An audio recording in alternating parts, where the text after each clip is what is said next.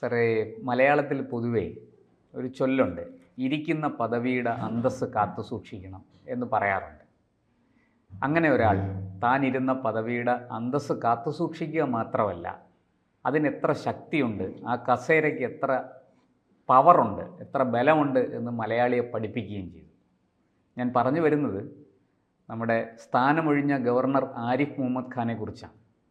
അദ്ദേഹത്തെ ശരിക്കും വെള്ളം കുടിപ്പിക്കാൻ ശ്രമിച്ചവരെല്ലാം അവസാനം വെള്ളം കുടിച്ചു എന്നുള്ളതാണ് സത്യം. അങ്ങ് ആരിഫ് മുഹമ്മദ് ഖാൻ എന്ന ഗവർണറെ, ആ ഒരു പഴയ ഒരു രാഷ്ട്രീയ നേതാവിനെ, ആ വ്യക്തിയെ അങ്ങ് എങ്ങനെ വിലയിരുത്തുന്നു? പദവിയുടെ സ്ഥാനം നമുക്ക് കാണിച്ചു തന്ന മറ്റൊരാളാണ് ടി.എൻ. ശേഷൻ. അതുവരേക്കും ഇന്ത്യയിലെ ജനങ്ങൾക്ക് തെരഞ്ഞെടുപ്പ് കമ്മീഷൻ എന്താണെന്ന് അറിഞ്ഞുകൂടായിരുന്നു. ടി.എൻ. ശേഷൻ വന്നപ്പോഴാണ് അതിൻ്റെ അധികാരങ്ങൾ മുഴുവൻ മനസ്സിലായത്. അപ്പോൾ ശേഷന് മുമ്പുണ്ടായിരുന്ന തിരഞ്ഞെടുപ്പ് കമ്മീഷന്മാരൊക്കെ ഡോർമെൻ്റായിട്ടിരുന്നു, അവരൊക്കെ നിഷ്ക്രിയരായിരുന്നു. അതുകൊണ്ട് ശേഷൻ അങ്ങനെ ഓവർ ആക്റ്റീവ് ആകരുത് എന്ന് വിമർശിക്കുന്നതിന് സമാനമാണ് ഗവർണറോട് പറയുന്നത്. ഗവർണർ നാടമുറിച്ചും ആത്മീയ കേന്ദ്രങ്ങൾ സന്ദർശിച്ചും വേണ്ടി വന്നാൽ വർഷാവസാനം ഒരു ആയുർവേദ ചികിത്സയൊക്കെ നടത്തി 5 വർഷം രാജ്ഭവനിൽ കഴിച്ചു കൂട്ടേണ്ട ഒരു പോസ്റ്റാണ് എന്നുള്ള ഒരു ധാരണ ആരിഫ് മുഹമ്മദ് ഖാൻ മാറ്റി. കാരണം ആരിഫ് മുഹമ്മദ് ഖാനാണ്.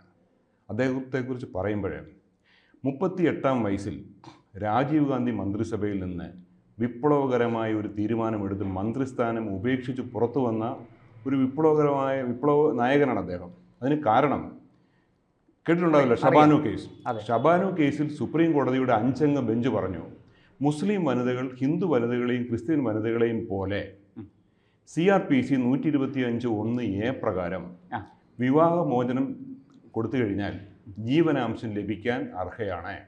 അതായത് ക്രിമിനൽ നിയമം വ്യക്തി നിയമത്തിന് മുകളിലാണ്. അതേപോലെ അനുച്ഛേദം 14 പറയുന്ന നിയമത്തിന് മുമ്പിലുള്ള തുല്യത മുസ്ലിം വനിതയ്ക്കും മറ്റു മതങ്ങളിലെ വനിതകൾക്കൊപ്പം ലഭ്യമാണ്. ആർട്ടിക്കിൾ 15 പറയുന്ന മതം ഉപയോഗിച്ച് വേർതിരിവ് കാണിക്കരുത്, ഡിസ്ക്രിമിനേഷൻ ബേസ്ഡ് ഓൺ റിലിജിയൻ, അത് മുസ്ലിം വനിതകളോട് കാണിക്കരുത്. അതുപോലെ directive principles of state policy 44-ാം അനുച്ഛേദത്തിൽ പറയുന്ന യൂണിഫോം സിവിൽ കോഡ് നടപ്പാക്കണം, എല്ലാവർക്കും സിവിൽ നിയമങ്ങൾ ഒരേപോലെ ആക്കണം എന്ന വിധിയിൽ പറഞ്ഞിരുന്നു. ആ വിധിയിൽ മറ്റൊരു കാര്യം എടുത്തു പറഞ്ഞിരുന്നു.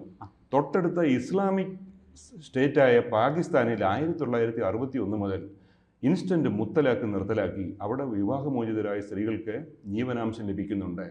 അതുകൊണ്ട് ഷബാനു എന്ന ഇന്ത്യൻ വനിതയ്ക്കും മുസ്ലിം വനിതയായത് കാരണം ഭരണഘടനാ ചട്ടങ്ങൾ ലംഘിക്കാൻ പാടില്ല, അവർക്കും ജീവനാംശം നൽകണമെന്ന് ആവശ്യപ്പെട്ടുകൊണ്ട് സുപ്രീം കോടതിയുടെ 5-അംഗ ബെഞ്ച്, ചീഫ് ജസ്റ്റിസ് ഉൾപ്പെടെയുള്ള ബെഞ്ചിൻ്റെ വിധി വരുന്നു.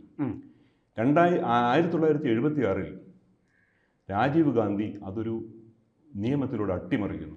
1986 രാജീവ് ഗാന്ധിക്ക് 414 എംപിമാരുണ്ട്. ബി.ജെ.പിക്ക് 2 എംപിമാരാണ്. ഒരു പക്ഷേ ഈ 400-ൽ കൂടുതൽ എംപിമാർ ആയിക്കഴിഞ്ഞാൽ ഭരണഘടന അട്ടിമറിക്കുമെന്ന് രാഹുൽ ഗാന്ധിക്ക് ഭയം വന്നത് ഈ വിധി കൊണ്ട്, ഈ നിയമം കൊണ്ടാവാൻ സാധ്യതയുണ്ട്. അപ്പോൾ അദ്ദേഹം കൊണ്ടുവന്ന നിയമം മുസ്ലിം വനിതകൾക്ക് ഭർത്താക്കന്മാർ വിവാഹമോചനത്തിന് ശേഷം ജീവനാംശം നൽകേണ്ടതില്ല എന്ന് സുപ്രീം കോടതി വിധി അട്ടിമറിക്കുകയുണ്ടായി. ഇതിൽ പ്രതിഷേധിച്ച് ഒരു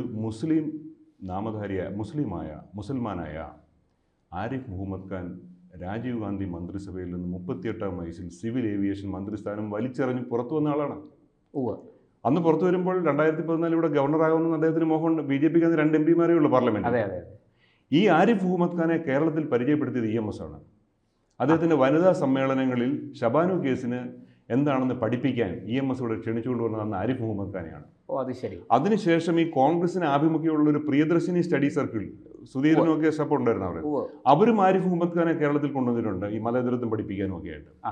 ഈ ആരിഫ് മുഹമ്മദ് ഖാനെതിരെയാണ് SFIക്കാർ വർഗീയതയും ഭരണഘടന അട്ടിമറിച്ചു എന്ന് പറഞ്ഞ് സമരം ചെയ്ത്. RSSന്റെ വർഗീയ അജണ്ട ഇവിടെ നടപ്പാക്കില്ല എന്നാണല്ലോ SFI പറയുന്നത്.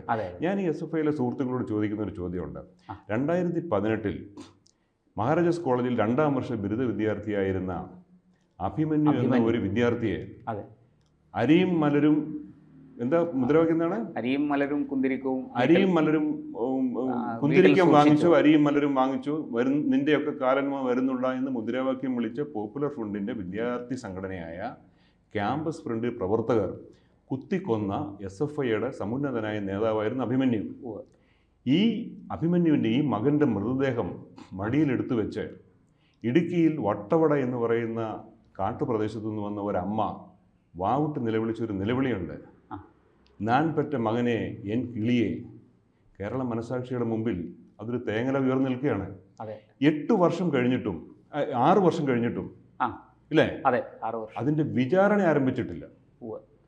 ഈ കേസിലെ പ്രധാനപ്പെട്ട പോസ്റ്റ്മോർട്ടം റിപ്പോർട്ട് ഉൾപ്പെടെ സാക്ഷിമൊഴി ഉൾപ്പെടെ വിചാരണ കോടതിയിൽ നിന്ന് കളവ് പോയിരിക്കുന്നു രേഖകൾ.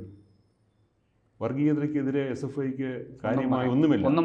ഒറ്റപ്പെട്ട 1-2 ഫേസ്ബുക്ക് പോസ്റ്റുകളിട്ട് അവർ സംതൃപ്തി അടയുകയാണ്. എവരാണ് വർഗീയതയ്ക്കെതിരെ? ആരിഫ് മുഹമ്മദ് ഖാന്റെ വർഗീയത അംഗീകരിക്കാൻ പറ്റില്ല. ആരിഫ് മുഹമ്മദ് ഖാൻ വർഗീയത ഇവിടെ നടപ്പാക്കുമെന്നാണ് പറയുന്നത്. രണ്ടാമത്, ആരിഫ് മുഹമ്മദ് ഖാൻ ഭരണഘടനാനുസൃതമായി പ്രവർത്തിക്കുന്നില്ല എന്ന് പറയുന്നു. നമ്മൾ അറിഞ്ഞിരിക്കേണ്ട ഒരു കാര്യമുണ്ട്. ഇന്ത്യൻ ഭരണഘടനയിലെ അനുച്ഛേദം 153 മുതൽ 159 വരെയും പിന്നെ 161, 163, 164 ഈ അനുച്ഛേദങ്ങളാണ് ഗവർണറെ സംബന്ധിക്കുന്ന അനുച്ഛേദങ്ങൾ. ഈ ഭരണഘടനയിൽ എവിടെയും പറയുന്നില്ല ഒരു സംസ്ഥാനത്ത് ചെന്നാൽ ഗവർണർ അവിടുത്തെ വൈസ് ചാൻസലർ ആയിക്കൊള്ളണമെന്ന്. വൈസ് ചാൻസലർ ആക്കുന്ന സ്റ്റേറ്റ് നിയമങ്ങളാണ്. ചാൻസലർ ആക്കുന്ന സ്റ്റേറ്റ് നിയമങ്ങളാണ്. ഗവർണറെ ചാൻസലർ ആക്കുന്നത് സ്റ്റേറ്റ് സംസ്ഥാന നിയമങ്ങളാണ്. അദ്ദേഹത്തിന് അതനുസരിച്ച് പ്രവർത്തിക്കാൻ കഴിയുള്ളൂ.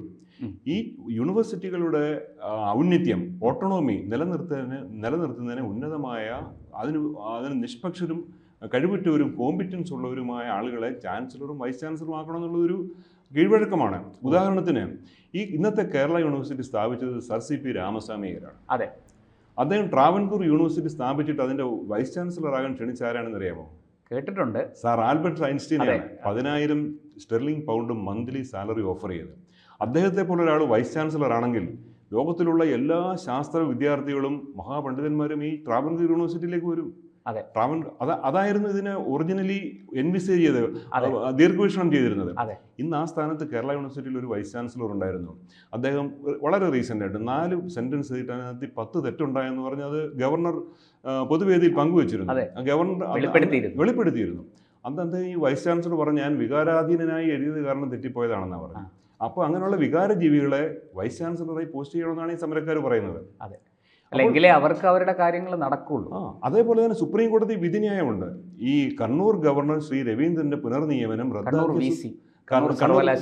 കണ്ണൂർ സർവകലാശാല വൈസ് ചാൻസലർ ശ്രീ രവീന്ദ്രന്റെ പുനർനിയമനം റദ്ദാക്കിയ സുപ്രീം കോടതി വിധിയുണ്ട്. ഗവർണർ അതിനനുസരിച്ചാണ് പ്രവർത്തിക്കുന്നത്. ഇത് ആളുകളുടെ കണ്ണിൽ പൊടിയിട്ട് ഒരു ഇരുട്ടും സൃഷ്ടിക്കാൻ വേണ്ടി മാത്രമാണ് ഈ സമരം ഗവർണർക്കെതിരെ ഈ SFIക്കാർ നടത്തിയെന്നുള്ളതാണ് പറയാനുള്ളത്. എനിക്ക് അതിനെക്കുറിച്ച് അതാണ് പറയാനുള്ളത്. സാർ, നമ്മൾ ഇപ്പോൾ ആരിഫ് മുഹമ്മദ് ഖാൻ ഇവിടുന്ന് യാത്രയാവുകയാണ്, ബീഹാറിലേക്ക് പോകുന്നു. അദ്ദേഹം വാസ്തവത്തിൽ ഒരു ദന്തഗോപുരത്തിലിരുന്ന ഗവർണർ ആയിരുന്നില്ല, മറിച്ച് ജനങ്ങളുടെ ഇടയിൽ ജീവിച്ച ജനകീയനായ ഗവർണറായിരുന്നു. അങ്ങ് എങ്ങനെ കാണുന്നു അദ്ദേഹത്തിൻ്റെ ജനകീയ സ്വഭാവത്തെ എങ്ങനെ കാണുന്നു? പ്രത്യേകിച്ചും ആ മിഠായി തെരുവിലെ സന്ദർശനവും മറ്റും. മിഠായി തെരുവിൽ ഇറങ്ങി അപ്പോൾ അദ്ദേഹത്തിൻ്റെ ജനപ്രീതി നമുക്ക് മനസ്സിലായതാണല്ലോ. അദ്ദേഹത്തിൻ്റെ ജനപ്രീതിയിൽ വിരളി പൂണ്ട ഭരണകർത്താക്കൾ കേരളത്തിലുണ്ടായിരുന്നു. കേരളത്തിൽ ഒരു ഡൗറി ഡെത്ത് ഉണ്ടായിക്കഴിഞ്ഞാൽ ആ വീട്ടിൽ നമ്മുടെ ഭരണകർത്താക്കൾ എത്തുന്നതിന് മുമ്പ് അദ്ദേഹം എത്തുമായിരുന്നു. വയനാട്ടിൽ ദുരന്തമുണ്ടായപ്പോൾ ആദ്യം എത്തിയ ഭരണാധികാരി എനിക്ക് തോന്നുന്നു ഗവർണറാണ്. അങ്ങനെ കേരളത്തിൻ്റെ ദൈനംദിന ജീവിതത്തിൽ ഗവർണർ ഒരു ഭാഗമായിരുന്നു. അദ്ദേഹം ദന്തഗോപുരത്തിൽ വസിക്കുന്ന ഒരു ഭരണാധികാരി ആയിരുന്നില്ല. ആളുകളുടെ ഒരു ട്രഡീഷണായിട്ടുള്ള പാരമ്പര്യമായിട്ടുള്ള വിശ്വാസം അനുസരിച്ച് ഗവർണർ ഇതൊന്നും ചെയ്തുകൂടാത്ത ആളാണ്. ഇത് ചെയ്തതാണ് പലരെയും അസ്വസ്ഥരാക്കിയത്. അദ്ദേഹം ചെയ്ത തെറ്റതാണ്. അദ്ദേഹം ആ പൂക്കോട് എഞ്ചിനീയറിംഗ് കോളേജിൽ കൊല്ലപ്പെട്ട സിദ്ധാർത്ഥ് എന്ന് പറഞ്ഞ പയ്യൻ്റെ വീട്ടിലും അദ്ദേഹം എത്തിയിരുന്നു. പ്രത്യേകിച്ചും വിദ്യാഭ്യാസ മേഖലയിൽ ഒരു സമൂലമായ ഉടച്ചുവാർക്കലിന് അദ്ദേഹം നേതൃത്വം നൽകി. അദ്ദേഹത്തിൻ്റെ എനിക്ക് തോന്നുന്നു നമ്മുടെ സർവകലാശാലകൾക്കുള്ളിൽ ഈ സമഗ്രമായൊരു മാറ്റം, ഉന്നത വിദ്യാഭ്യാസ രംഗത്ത് പ്രത്യേകിച്ചും മാറ്റം കൊണ്ടുവരാൻ തുടക്കം കുറിച്ചത് സത്യത്തിൽ ആരിഫ് മുഹമ്മദ് ഖാനാണെന്ന് പറഞ്ഞാൽ അത് തെറ്റുമോ സാർ? തീർച്ചയായിട്ടും ഈ അദ്ദേഹം പ്രവർത്തിച്ചത് ഇപ്പോൾ കേരള യൂണിവേഴ്സിറ്റി സ്ഥാപിച്ചത് കേരള യൂണിവേഴ്സിറ്റി ആക്ട് അനുസരിച്ചാണ്. ആ ആക്ട് അദ്ദേഹത്തിന് നൽകുന്ന അവകാശങ്ങൾ മാത്രമാണ് അദ്ദേഹം പ്രയോഗിച്ചത്. ഓരോ യൂണിവേഴ്സിറ്റിയും സ്ഥാപിച്ചിരിക്കുന്ന ഓരോ സ്റ്റാറ്റ്യൂട്ട് വഴിയാണ്. ആ സ്റ്റാറ്റ്യൂട്ടിലെല്ലാം ചാൻസലർ പദവിയിൽ ഗവർണറെയാണ് അവർ വെച്ചിരിക്കുന്നത്. ഈ ഗവർണർക്കാണ്, ഈ ചാൻസലർക്കാണ് സിൻഡിക്കേറ്റിൻ്റെയും സെനറ്റിൻ്റെയും ഒക്കെ മേലുള്ള സൂപ്പർവൈസറി അധികാരം. ഗവർണറെ അപ്പോയിന്റ് ചെയ്യുന്നത്, വൈസ് ചാൻസലറെ അപ്പോയിന്റ് ചെയ്യുന്നത് ചാൻസലറാണ്. അപ്പോയിന്റിംഗ് അതോറിറ്റി തന്നെയാണ് ഡിസിപ്ലിനറി അതോറിറ്റിയും. ശിക്ഷണ നടപടികൾ സ്വീകരിക്കേണ്ടതും ചാൻസലറാണ്. ഇതൊക്കെ നിയമത്തിന്റെ പരിധിക്കുള്ളിൽ അദ്ദേഹം പ്രവർത്തിച്ചത് പൂർണ്ണമായും നിയമത്തിന്റെ ഉള്ളിൽ നിന്ന് തന്നെയാണ്. അദ്ദേഹത്തിന്റെ ലക്ഷ്യം വിദ്യാഭ്യാസ രംഗത്ത് സമഗ്രമായ പരിഷ്കരണമായിരുന്നു. അദ്ദേഹം നിയമിച്ച വിവാദങ്ങളൊന്നുമില്ലാത്ത ഒരു വൈസ് ചാൻസലറുണ്ട്, ഒരു യൂണിവേഴ്സിറ്റി ഉണ്ട്, KUHS, Kerala university of health and allied science, ആരോഗ്യ സർവകലാശാല. ആരോഗ്യ സർവകലാശാലയുമായി ചേർന്ന് കഴിഞ്ഞ 6-7 വർഷമായിട്ട് എന്തെങ്കിലും ഈ അക്കാഡമിക്കായിട്ട് ഉള്ള എന്തെങ്കിലും പരാതികൾ വന്നിട്ടില്ല. കേരള ഗവൺമെൻറ് കൊടുത്ത ഒരു ലിസ്റ്റിൽ നിന്ന് അദ്ദേഹത്തിൻ്റെ രീതിയിൽ അന്വേഷണം നടത്തി കഴിവുറ്റ ഒരു ഭരണാധികാരിയെ കണ്ടുപിടിച്ച് നിയമിച്ച യൂണിവേഴ്സിറ്റിയാണത്. അത് വളരെ കുറ്റമറ്റ രീതിയിലാണ് യൂണിവേഴ്സിറ്റി പോകുന്നത്. അത്തരം വൈസ് ചാൻസലർമാരെ നിയമിക്കാനാണ് അദ്ദേഹം ശ്രമിച്ചതും അതിനെതിരെയാണ് ഈ രാഷ്ട്രീയ ലക്ഷ്യങ്ങളോടുകൂടി ഈ സമരങ്ങൾ നടന്നത്.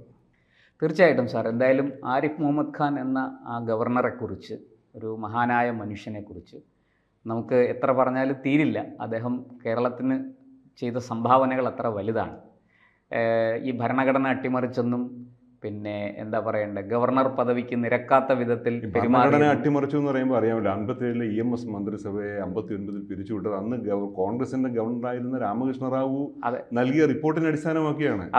അങ്ങനൊരു പാരമ്പര്യമുള്ള ഭാരതത്തിലെ ആദ്യത്തെ ഒരു സ്റ്റേറ്റ് ആണിത്. അവിടെയാണ് ഈ ഗവർണർ ഒരു അട്ടിമറിയും നടത്താതെ, അല്ലെങ്കിൽ സർക്കാരിനെ ഒരു വിധത്തിലും അവരുടെ തെറ്റുകൾ തിരുത്താൻ അതിൽ ശക്തമായ നിലപാടെടുക്കുക അല്ലാതെ മറ്റൊരു തരത്തിലും അവരെ ഉപദ്രവിക്കാൻ അദ്ദേഹം ശ്രമിച്ചില്ല എന്നുള്ളതാണ്. പക്ഷേ ഈ സത്യം തിരിച്ചറിയാൻ നമ്മുടെ നാട്ടിലെ രാഷ്ട്രീയക്കാർക്ക്, പ്രത്യേകിച്ചും വിദ്യാർത്ഥി സംഘടനകൾക്ക്, SFI പോലെയുള്ള വിദ്യാർത്ഥി സംഘടനകൾക്ക് കഴിയാതെ പോയി എന്നുള്ളത് അത്യന്തം ഖേദകരമായ ഒരു കാര്യമാണ്. എന്തായാലും ഇനിയും ആരിഫ് മുഹമ്മദ് ഖാനെ കുറിച്ച് ഏറെ നമുക്ക് പറയാനുണ്ട്. പുതിയ ഗവർണർ വന്നതിന് ശേഷം അറിയാം എന്തൊക്കെയാണ് എന്നുള്ളത്. പക്ഷേ ഗവർണർമാരുടെ ചരിത്രത്തിൽ, കേരളത്തിൽ വന്ന ഗവർണർമാരിൽ എന്തുകൊണ്ടും ഒരു വേറിട്ട വ്യക്തിത്വമാണ്, അല്ലെങ്കിൽ ഒരു ഉന്നത സ്ഥാനം അലങ്കരിക്കുന്ന ഗവർണറാണ് ആരിഫ് മുഹമ്മദ് ഖാൻ. ജനങ്ങൾ അദ്ദേഹത്തെ നെഞ്ചിലേറ്റി എന്നുള്ളതാണ് സത്യം. രാഷ്ട്രീയക്കാർക്ക് വേണ്ടെങ്കിലും ജനങ്ങൾക്ക് അദ്ദേഹത്തെ വേണമായിരുന്നു. അദ്ദേഹത്തിനോട് ആ ആദരവും ആ ബഹുമാനവും ആ സ്നേഹവും കേരളത്തിലെ ജനങ്ങൾ എന്നും കാണിച്ചിരുന്നു എന്നുള്ളതും സത്യമാണ്. തെരഞ്ഞെടുപ്പ് കമ്മീഷൻ രംഗത്ത് TN ശേഷനുള്ള സ്ഥാനം ഗവർണർമാരുടെ ശ്രേണിയിൽ ആരിഫ് മുഹമ്മദ് ഖാൻ ഉണ്ടാകും എന്നുള്ളത് നിസ്തർക്കമായ സംഗതിയാണ്.